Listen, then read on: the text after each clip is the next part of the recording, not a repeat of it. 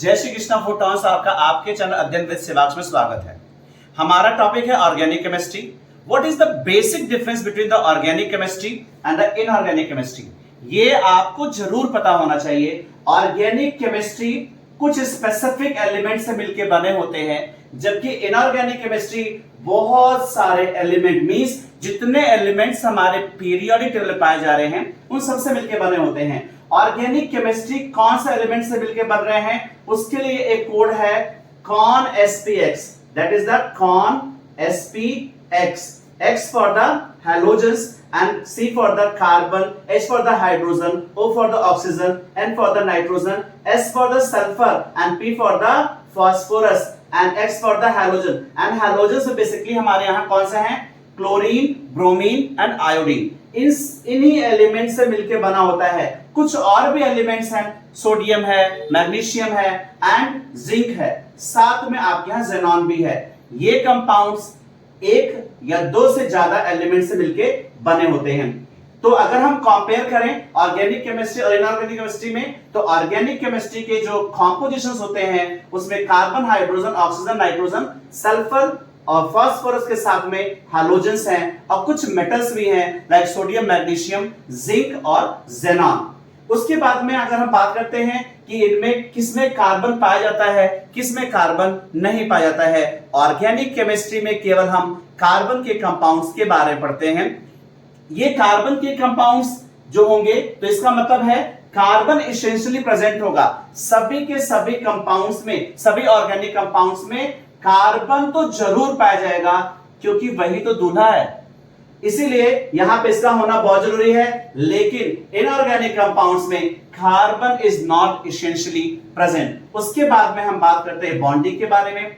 Organic chemistry के जितने भी कंपाउंड्स हैं उनमें कोवैलेंट बॉन्ड ही केवल पाए जाते हैं।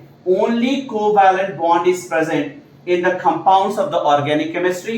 एंड इनऑर्गेनिक केमिस्ट्री में देखा जाए दीज आर मोस्टली आयनिक। आयनिक को हम लोग इलेक्ट्रोवैलेंट भी कह सकते हैं, तो इलेक्ट्रोवैलेंट बॉन्ड यूजुअली प्रेजेंट होता है। उसके बाद में अगर हम बात करें इनका मेल्टिंग और बॉइलिंग पॉइंट कैसा होता है, तो ऑर्गेनिक केमिस्ट्री कंपाउंड्स का मेल्टिंग और बॉइलिंग पॉइंट जनरली लो होता है क्योंकि कोवैलेंट बॉन्ड्स जो होते हैं स्ट्रांग नहीं होते हैं, वीक होते हैं। तो वीकर बॉन्ड्स को थोड़ा सा एनर्जी सप्लाई करके, थोड़ा हीट दे करके हम ब्रेक कर सकते हैं। सेम यहां पे अगर देखा जाए इनऑर्गेनिक केमिस्ट्री में इनके बॉन्ड्स जो होते हैं वो आयनिक होते हैं या इलेक्ट्रोवैलेंट बॉन्ड पाए जाते हैं, तो इनका आपके यहां ज्यादा एनर्जी देना पड़ता है, इसलिए इन बॉन्ड्स को तोड़ना उतना आसान नहीं है। That's why melting and boiling point both are high. उसके बाद में बात करते हैं सॉल्युबिलिटी के बारे में। जनरली जो कोवैलेंट कंपाउंड्स होते हैं वाटर में नहीं घुलते हैं, वाटर में नहीं घुलते हैं। कोवैलेंट कंपाउंड्स मतलब ऑर्गेनिक कंपाउंड्स वाटर में नहीं घुलते हैं और ये सॉल्युबल होते हैं ऑर्गेनिक सॉल्वेंट में, जैसे अल्कोहल है, बेंजीन है, ईथर है। जबकि यहां देखें अगर इनऑर्गेनिक कंपाउंड्स के बारे में बात करें, ये जनरली सॉल्युबल होते हैं, पानी में ये घुल जाते हैं और इनसॉल्युबल होते हैं ऑर्गेनिक कंपाउंड्स में। तो इनऑर्गेनिक वाले सॉल्युबल किसमें है, पानी में। ऑर्गेनिक वाले सॉल्युबल किसमें नहीं है, वाटर में, जबकि सॉल्युबल किसमें है, ऑर्गेनिक सॉल्वेंट में। सारे कंपाउंड्स ऐसा नहीं है, लेकिन कुछ ऐसे कंपाउंड्स हैं जो आपके कैसे हैं, इनफ्लेमेबल है, मतलब आसानी से फायर को कैच कर लेते हैं, मतलब जल जाते हैं। तो ये बताया गया है। तो कुछ तो नहीं जलते हैं लेकिन ज्यादातर जल जाते हैं। जबकि अगर हम बोलें इनऑर्गेनिक केमिस्ट्री में, तो इनऑर्गेनिक कंपाउंड्स में ये जनरली आपके यहाँ इनफ्लेमेबल हैं। स्टेबिलिटी के बारे में बात करें, ये ऑर्गेनिक कंपाउंड्स आपके यहाँ जनरली लेस स्टेबल होते हैं हीट के प्रति, और जबकि यहाँ पे देखें अगर हम इनऑर्गेनिक कंपाउंड्स में तो जनरली मोर स्टेबल होते हैं। उसके बाद आता है कंडक्टिविटी। ध्यान रखिएगा कोवैलेंट कंपाउंड्स जनरली जो होते हैं वो इलेक्ट्रिसिटी कंडक्ट नहीं करते हैं। क्योंकि वो आयंस का फॉर्मेशन नहीं करते हैं। पहली बात तो पानी में जल्दी घुलते नहीं है, और जब पानी में जनरली घुलेंगे नहीं तो फिर क्या होगा कि वो आयंस नहीं देंगे, और जो आयंस नहीं देते हैं उन्हें हम नॉन इलेक्ट्रोलाइट कहते हैं, और नॉन इलेक्ट्रोलाइट कभी भी इलेक्ट्रिसिटी कंडक्ट नहीं करते हैं। जबकि अगर हम बोले इनऑर्गेनिक कंपाउंड्स के बारे में, ये क्या करते हैं, ये आयनिक बॉन्ड्स रखते हैं, ये आयनिक कंपाउंड्स हैं, ये आयन देते हैं, मींस ये वाटर में डिसॉल्व करने के बाद में आयंस दे रहे हैं, इसलिए ये इलेक्ट्रोलाइट है।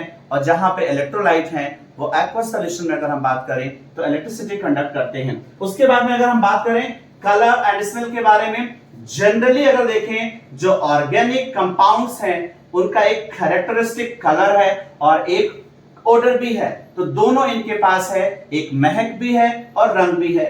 जबकि अगर हम बात करें इनऑर्गेनिक केमिस्ट्री में, फिर इनऑर्गेनिक कंपाउंड्स के बारे में, इनके जनरली कलरलेस होते हैं और ओडरलेस भी होते हैं। कैसे? कलरलेस भी हैं और ओडरलेस भी हैं।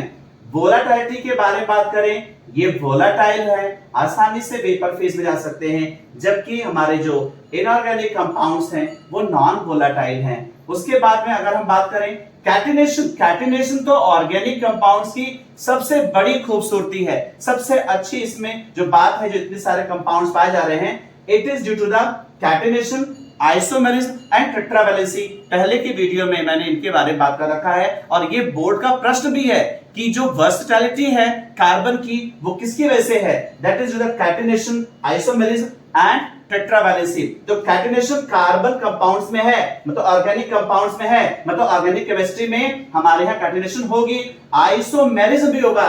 जबकि अगर हम बात करें इनऑर्गेनिक कंपाउंड्स में तो इसमें आप यहाँ क्या चीजें नहीं होंगी, ना तो इसमें कैटिनेशन है और ना ही इसमें आइसोमेरिज्म है। उसके बाद में अगर बात करें रिएक्शंस के बारे में, organic compounds generally molecular reactions देते हैं और ये जनरली स्लो होते हैं और ये पूरी तरह से कभी कंप्लीट नहीं होते हैं। अगर हम बात करें इनऑर्गेनिक कंपाउंड्स के बारे में तो इनऑर्गेनिक कंपाउंड्स अगर हम देखें बच्चे तो यहाँ पे क्या है, ये फास्ट होते हैं, जबकि कोवैलेंट कंपाउंड्स आपके यहाँ अगर इनऑर्गेनिक केमिस्ट्री में कोवैलेंट कंपाउंड्स हैं तो वो स्लो रिएक्शंस देंगे। तो इलेक्ट्रोवैलेंट कंपाउंड्स जो होते हैं वो फास्ट, जबकि कोवैलेंट कंपाउंड्स कैसे देते हैं, स्लो। इसमें बहुत सारे ऐसे क्वेश्चंस आपके यहां बनेंगे। ये कंपेयर करने का जो प्राइमरी मोटो मेरा ये था कि दोनों के बीच में बेसिक डिफरेंस आपको पता होना चाहिए। एक जो बच्चे हमेशा परेशान रहते हैं कि कौन कौन से एलिमेंट ऑर्गेनिक कंपाउंड्स बना रहे हैं, तो यहाँ पे क्या है, जो कोड बताया आपको कॉन SPX, तो कौन से देखा जाए तो आपकी सारी बातें आ जाएंगी। कौन से में यहाँ पे carbon, hydrogen, oxygen, nitrogen, sulphur, phosphorus और हैलोजन। तो ये हैलोजन में क्लोरीन है, ब्रोमीन है, आयोडीन है, कुछ मेटल्स भी हैं, सोडियम है, मैग्नीशियम है, जिंक है, जेनॉन है, और ये दो या दो से ज्यादा एलिमेंट से मिलके बने होते हैं।